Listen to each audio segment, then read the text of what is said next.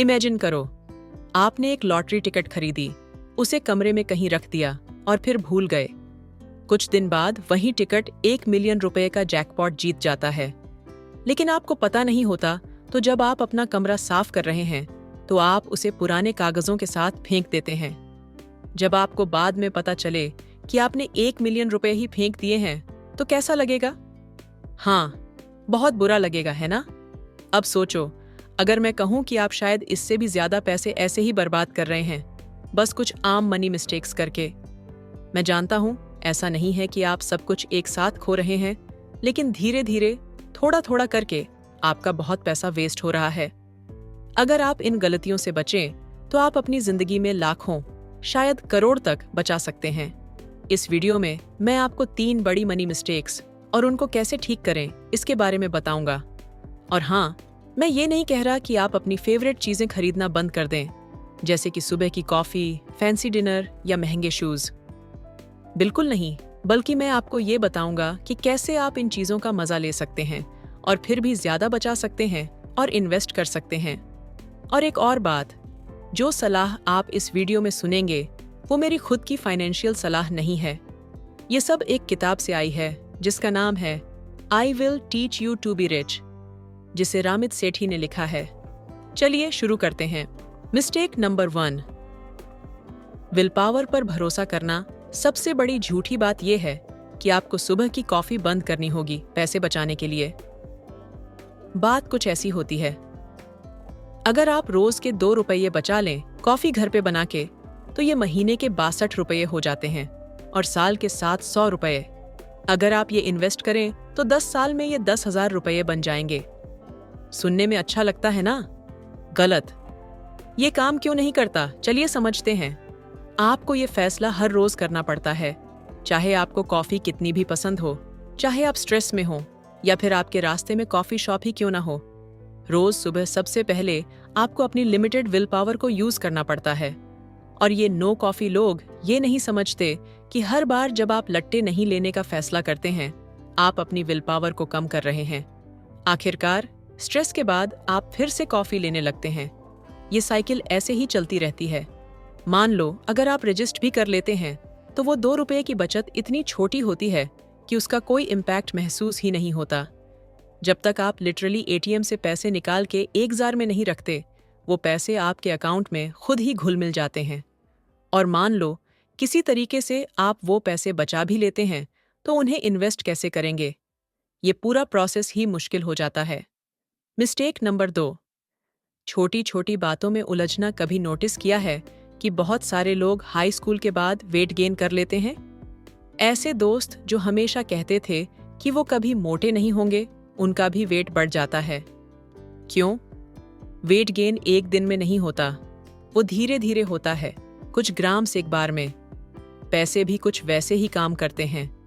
हम हर छोटी चीज के पीछे पड़े रहते हैं, जैसे कौन सा प्रोटीन बार खरीदें, जबकि हमें बड़ी चीजों पर ध्यान देना चाहिए, जैसे कम खाना और ज्यादा एक्सरसाइज करना। पैसों के साथ भी हम यही गलती करते हैं। हम छोटे खर्चों पर स्ट्रेस करते हैं, इंटरेस्ट रेट्स को लेकर परेशान रहते हैं या हर बार नई स्टॉक टिप के पीछे भागते हैं, लेकिन बड़ी बातों को इग्नोर कर देते हैं जो वाकई मायने रखती हैं। इंस्टेड ऑफ माइक्रो मैनेजिंग अपने पैसों को, फोकस 2 बड़ी चीजों पर होना चाहिए। एक no fee bank account setup करो और अपनी सेविंग, स्पेंडिंग और इन्वेस्टिंग को ऑटोमेट कर लो। और जितनी जल्दी हो सके इन्वेस्ट करना शुरू करो ताकि आपका पैसा वक्त के साथ बढ़े। बस इतना ही। ये सिंपल है लेकिन फ्लैशी नहीं, इसी वजह से लोग इसको इग्नोर कर देते हैं। मिस्टेक नंबर 3, सोचना कि अभी थोड़ा रुक जाते हैं। प्रोक्रास्टिनेशन एक चुपके से आने वाली लेकिन बहुत खतरनाक दुश्मन है आपकी फाइनेंसेस का। हाँ, हम सब कभी ना कभी काम टाल देते हैं, लेकिन सेविंग और इन्वेस्टिंग में देर करना सबसे बड़ी गलतियों में से एक है। मान लो आप 25 साल की उम्र में 7,500 रुपये महीने का इन्वेस्ट करना शुरू कर देते हैं। आप ये 10 साल तक करते हैं, फिर बस पैसे को वहां छोड़ देते हैं ताकि वो बढ़ता रहे 65 साल की उम्र तक।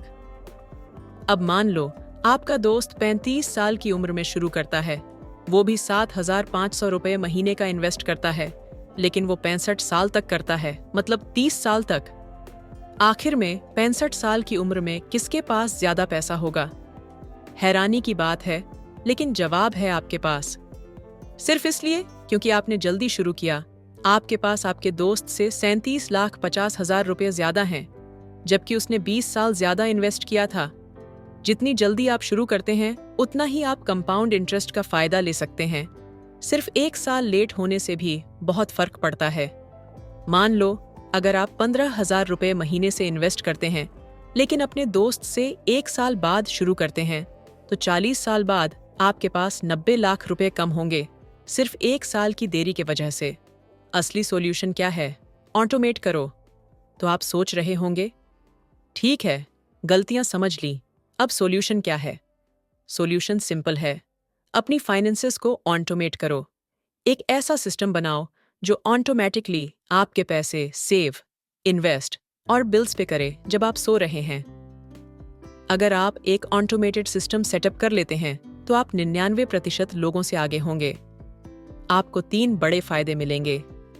1, आपकी स्पेंडिंग, सेविंग और इन्वेस्टिंग बिना सोचे समझे होती रहेगी।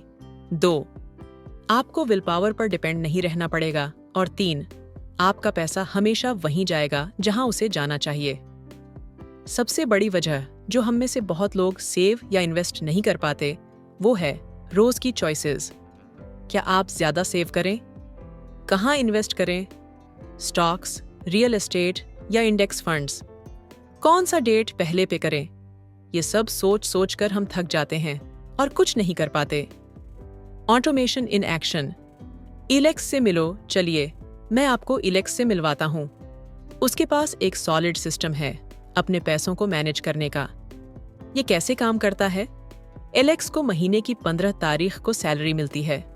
सबसे पहले उसका एम्प्लॉयर 5% उसकी रिटायरमेंट के लिए ऑटोमेटिकली डिडक्ट कर लेता है। बाकी पैसे उसके चेकिंग अकाउंट में जाते हैं। 17 तारीख को एलेक्स के ऑटोमेटिक ट्रांसफर्स शुरू होते हैं। 5% इन्वेस्टमेंट्स में जाता है और दूसरा 5% उसके सेविंग्स अकाउंट में। 18 तारीख को एलेक्स के सब बिल्स जैसे rent, utilities, credit card automatically पे हो जाते हैं। जो पैसा बचा वो उसका गिल्ट फ्री स्पेंडिंग मनी है। उसे पार्टी करना और नए शूज खरीदना पसंद है और वो इन चीजों पर महीने के 60,000 रुपये खर्च करता है और उसे इसमें कुछ गलत नहीं लगता, क्योंकि एलेक्स एक कॉन्शियस स्पेंडिंग प्लान फॉलो करता है। वो उन चीजों पर खुल के खर्च करता है जो उसे पसंद हैं और उन चीजों पर कटौती करता है जिनकी उसे परवाह नहीं है।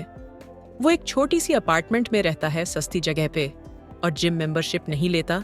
उसे पार्क में भागना पसंद है।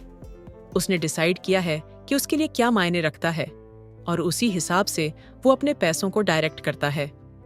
महीने के आखिर तक एलेक्स ने 10% इन्वेस्ट किया है, 5% बचाया है, सब बिल्स टाइम पे किए हैं और फिर भी उन चीजों पर खर्च किया है जो उसे पसंद हैं, बिना पैसों की चिंता किए।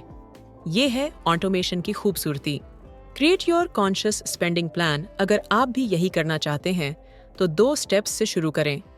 पहले, अपने खर्च को कैटेगराइज करें। ये एक सजेस्टेड ब्रेकडाउन है। फिक्स्ड कॉस्ट्स, आपकी इनकम का 50 से 60%, रेंट, यूटिलिटीज आदि। Investments 10%, long term retirement accounts. Short term savings 5 से 10%, वेकेशन या बड़े परचेज के लिए। गिल्ट फ्री स्पेंडिंग 20 से 25%, फन चीजों के लिए जैसे रेस्टोरेंट में खाना या शॉपिंग। फिर think, want, due exercise try करें। एक ब्लैंक पेपर लें और लिखें कितना आप सोचते हैं कि आप हर कैटेगरी में खर्च कर रहे हैं, कितना आप खर्च करना चाहते हैं और असली में कितना खर्च कर रहे हैं। पिछले 1 या 2 महीने के खर्च को देखें ताकि एक स्पष्ट तस्वीर मिले। जब आपको पता चल जाए कि आपका पैसा कहाँ जा रहा है, तो जरूरी एडजस्टमेंट्स करें और ऑटोमेटिक ट्रांसफर सेटअप करें ताकि आपका नया प्लान बिना किसी इन्वॉल्वमेंट के चले। और याद रहे, जो खर्च अनप्रेडिक्टेबल लगते हैं जैसे कार रिपेयर या कोई सरप्राइज टिकट, वो असल में इतने भी सरप्राइज नहीं होते अगर आप साल भर का खर्च देखें। तो इन सरप्राइजेस के लिए एडवांस में बजट बनाएं एक ऑटोमेटिक डिपॉजिट सेट करें और हो गया। देखने के लिए शुक्रिया। मुझे उम्मीद है ये आपके लिए हेल्पफुल रहा होगा। अपने पैसों को ऑटोमेट करें, अपनी फेवरेट चीज़ों का मज़ा लें और बिना स्ट्रेस के फाइनेंशियल सक्सेस के लिए सेट हो जाएं।